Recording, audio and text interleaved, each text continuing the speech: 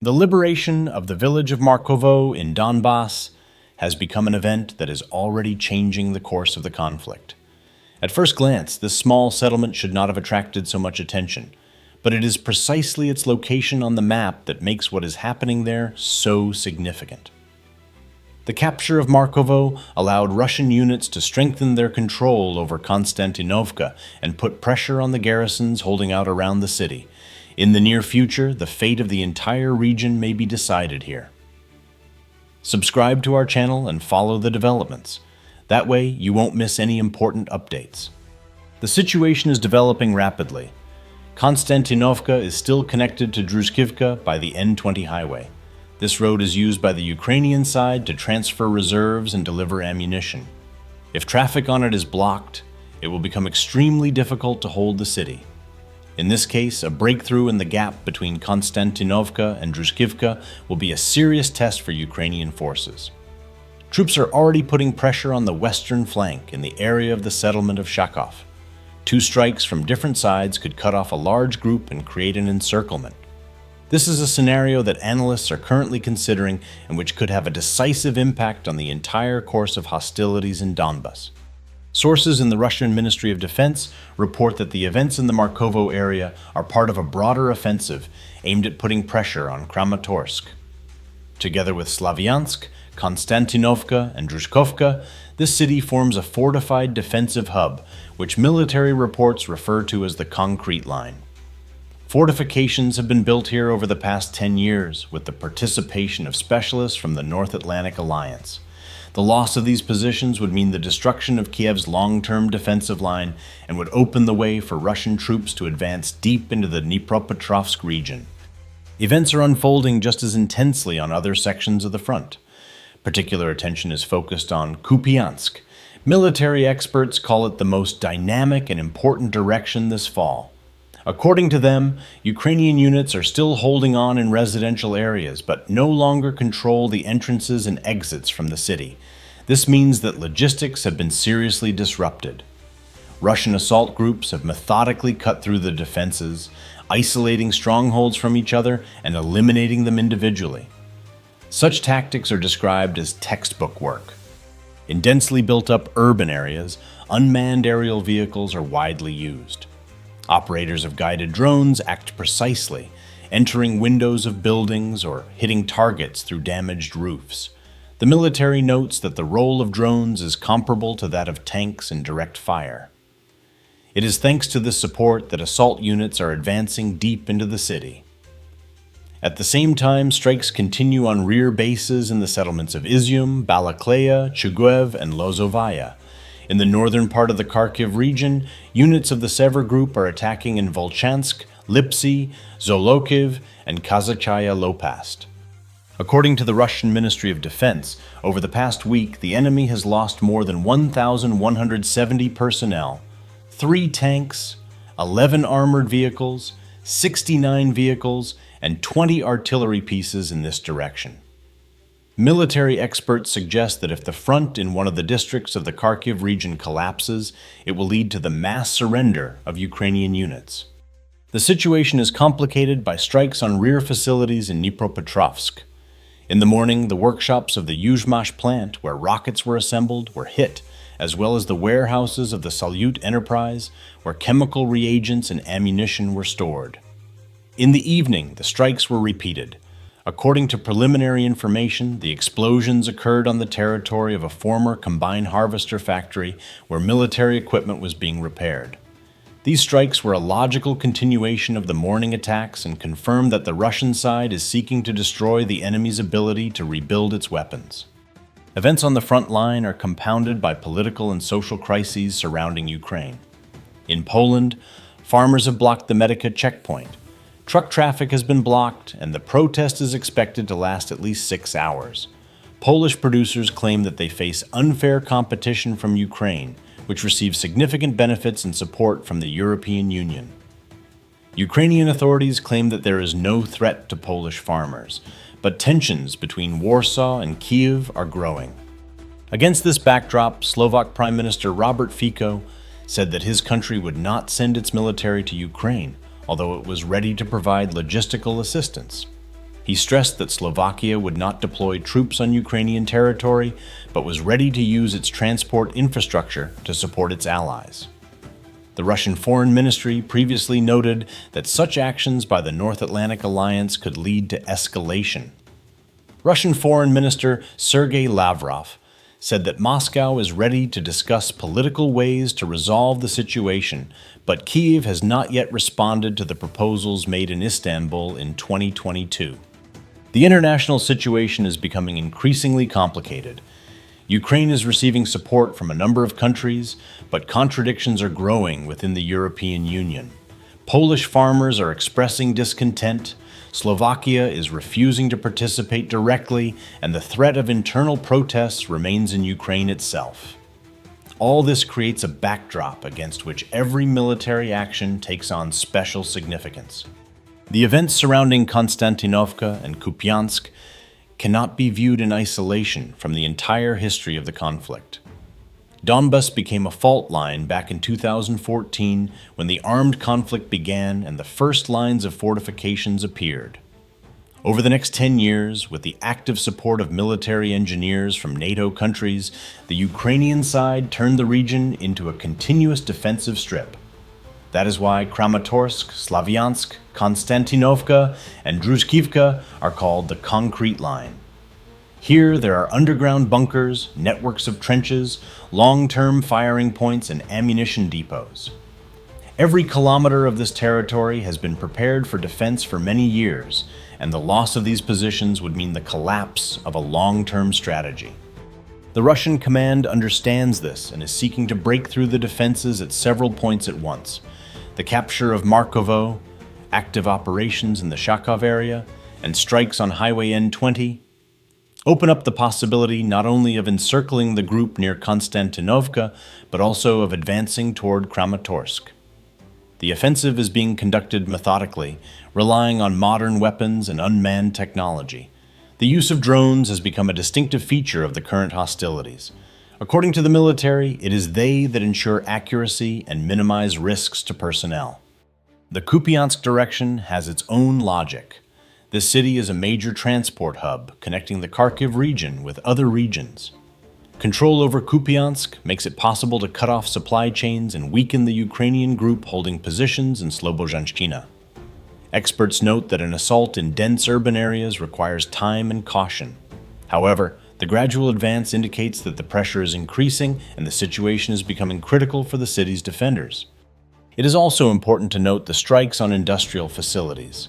The Yuzhmash plant in Dnipro was one of the key enterprises involved in the production of missile systems. Strikes on its workshops significantly limit Ukraine's capabilities in the field of arms production. The warehouses of the Salyut enterprise, where chemical reagents and ammunition were stored, were also targeted.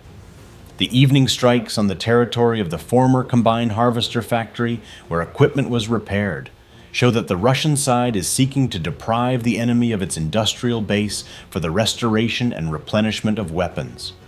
The international context makes the situation even more tense. Polish protests at the border show that within the European Union, fatigue with the conflict and its consequences is growing. Farmers complain about cheap products from Ukraine, which are driving them out of the market. The Polish authorities are forced to balance between supporting Kyiv and pressure from their own population. This internal conflict could lead to a further cooling of relations between Warsaw and Kyiv. Slovakia is taking an even more cautious stance. Prime Minister Robert Fico has openly stated that his country will not send troops to Ukraine. He stressed that he is only willing to provide logistical assistance, but nothing more. This decision reflects the skepticism of some European politicians about the continuation of the conflict. They understand that the deployment of NATO troops on Ukrainian territory will lead to a direct escalation and could drag Europe into a direct confrontation. The Russian Foreign Ministry has repeatedly stressed that the deployment of foreign troops in Ukraine is unacceptable. Russian Foreign Minister Sergei Lavrov spoke of Moscow's readiness to discuss a peaceful settlement, but at the same time reminded that Kyiv had not responded to the proposals made in Istanbul. These proposals involve the creation of working groups to discuss humanitarian, military, and political issues. Since then, there has been no official response from Ukraine. Thus, an alarming picture is emerging. On the one hand, Russian troops are methodically advancing on the front lines, accompanied by strikes on Ukraine's industrial base. On the other hand, signs of fatigue and division are beginning to appear within Europe. Polish farmers are blocking roads, Slovak authorities are refusing to participate directly, and in Ukraine itself, the threat of resource depletion remains. All this creates the impression that international support for Kyiv is gradually losing its former monolithicity. If we view events as a television series, then right now the plot is entering a decisive phase. Donbas, the Kharkiv region, strikes on industry, and political disagreements in Europe are all coming together. Each new event could be a turning point. In the coming weeks, we may see both the development of an offensive and the encirclement of large groups, as well as new diplomatic steps that could change the picture. The conflict in Ukraine cannot be viewed solely through the prism of individual battles.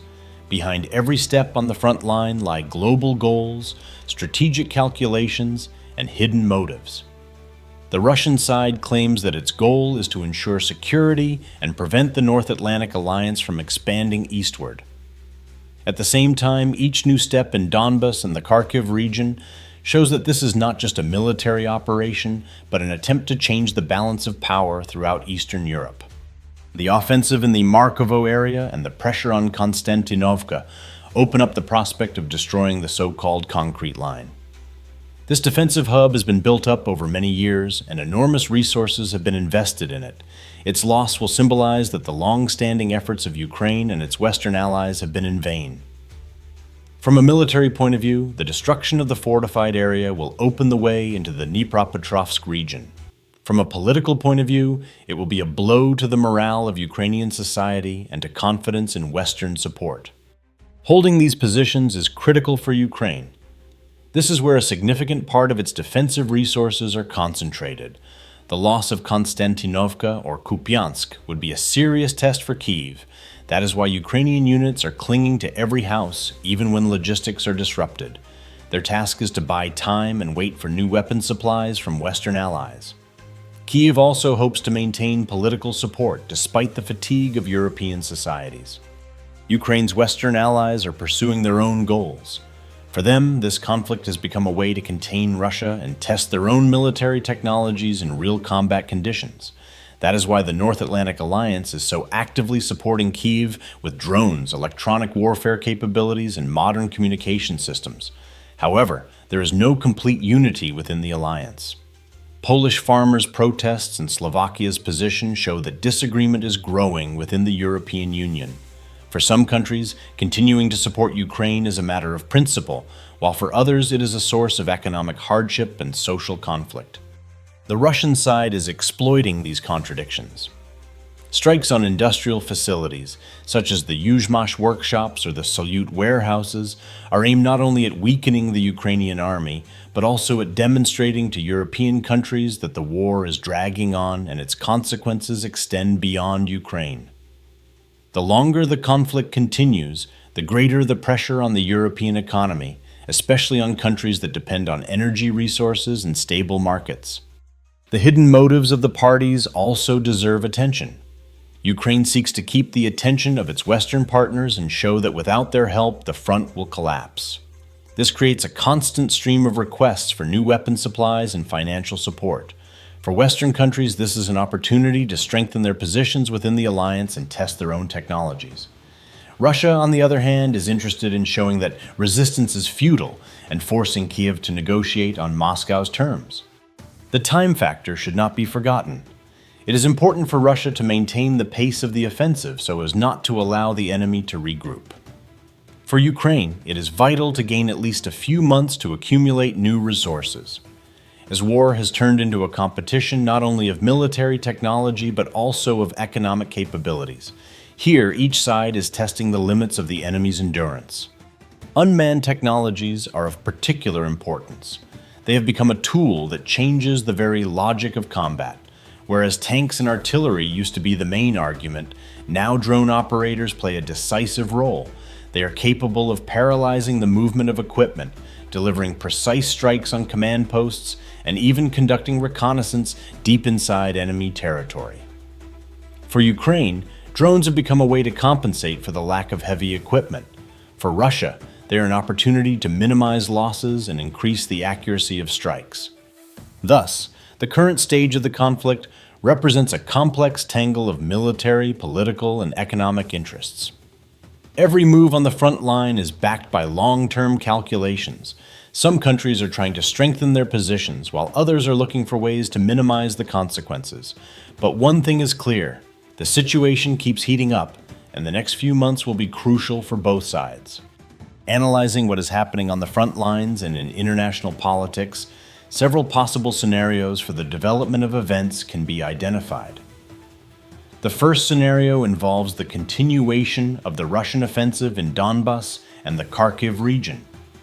The capture of Kostyantynivka and a possible breakthrough to Kramatorsk will be a turning point. This would lead to a disruption of logistics chains and the encirclement of a significant group of Ukrainian forces. In this case, Ukraine would face the threat of losing a key defensive hub that has been built over a decade.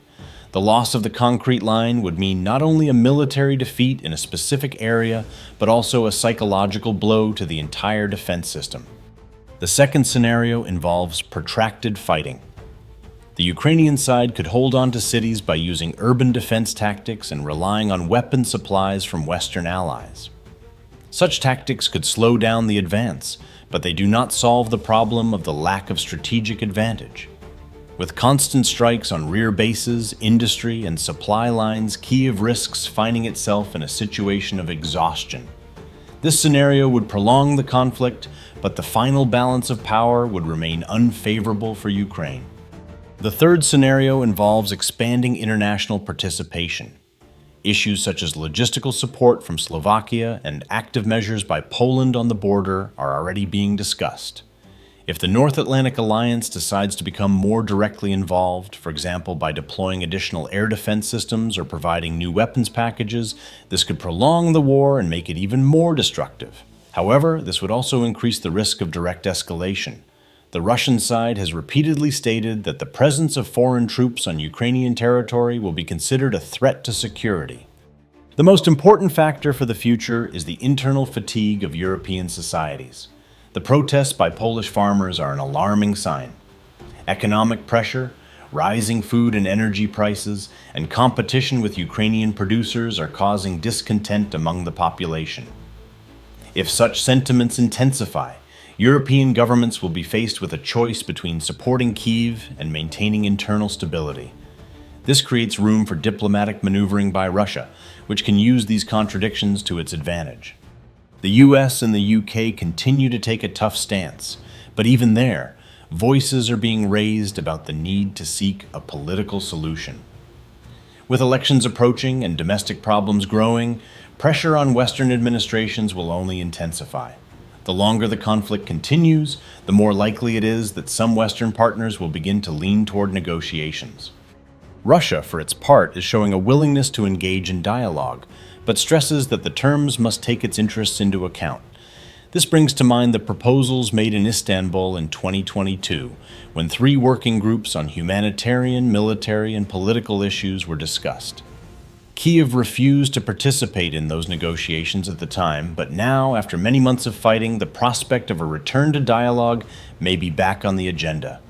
Analysts are increasingly saying that the coming months will be decisive. If the Russian offensive leads to the encirclement of a large group, the international community will be faced with a choice: continue to support Ukraine at any cost or seek a compromise solution. There are no easy solutions in this conflict. Each side is eager to demonstrate its strength and willingness to see things through to the end. But the longer the war goes on, the more obvious it becomes that its consequences extend far beyond Ukraine. Europe is facing internal crises, the global economy is feeling the impact, and international relations are becoming increasingly tense. All this creates the feeling that the world is on the verge of new geopolitical changes. The events of recent days show that the conflict around Ukraine is entering a new phase. The capture of Markovo and the pressure on Kostyantynivka demonstrate that Russian troops are methodically implementing a strategy of breaking through fortified areas and creating the threat of encirclement. Kupiansk remains one of the most tense areas, where battles for each neighborhood determine the future of the entire front line. Strikes on industrial facilities in Dnipro confirm the desire to deprive the enemy of the ability to repair equipment and produce weapons. All this points to a systematic approach in which each action is linked to an overall plan. The political backdrop adds even more anxiety. Polish farmers are blocking roads and demanding that their interests be protected from competition with Ukrainian products. Slovakia has openly stated that it will not send troops, limiting itself to logistics. These events undermine the unity of European support and show that not everyone is willing to make sacrifices to preserve Ukraine's defense. At the same time, the United States and the United Kingdom continue to insist on the need to support Kyiv, but even there, voices calling for a political solution are growing louder. For Russia, demonstrating a willingness to negotiate remains an important element. The memory of the proposals made in Istanbul in 2022 shows that Moscow is leaving room for diplomacy, albeit on its own terms. For Kyiv, each new battle is a struggle for time, for the attention of its allies, and for maintaining control over its territory. Both sides understand that the outcome of the coming months could determine the further development of the conflict. Analysts identify three main scenarios for the future. The first is a decisive breakthrough by the Russian army and the encirclement of large Ukrainian groups. The second is protracted fighting with the gradual depletion of Ukraine's resources. The third is increased involvement by Western countries and a new escalation that could drag the war out for many more years. Each of these scenarios carries with it threats and uncertainty. Against this backdrop, the international community is feeling increasing pressure. Europe's economy is facing rising prices and domestic protests. The world sees that the consequences of the war extend far beyond the region. From the stability of energy supplies to food security, everything is connected with the events in Donbas, near Kupiansk, and in Dnipro. That is why attention to what is happening is not waning, but rather intensifying. This story resembles a suspenseful TV series, where each new episode brings unexpected twists and turns. But unlike a fictional scenario, this is about the real lives of millions of people, the economies of entire countries, and the security of an entire continent. It is important to understand the seriousness of what is happening and not succumb to the illusion that all this is far away and does not concern us. We will follow developments and report on everything in as much detail and as honestly as possible. To make sure you don't miss new episodes, subscribe to our channel, leave your comments, share your opinions, and ask questions. It is important for us to understand what you think. Like our videos, as this helps to spread the word and draw attention to the most important topics. Today's episode is coming to an end, but the story continues. The situation remains tense, and new dramatic twists are possible in the coming weeks. We will keep you informed and analyze what is happening. Subscribe, like, and comment. See you next time.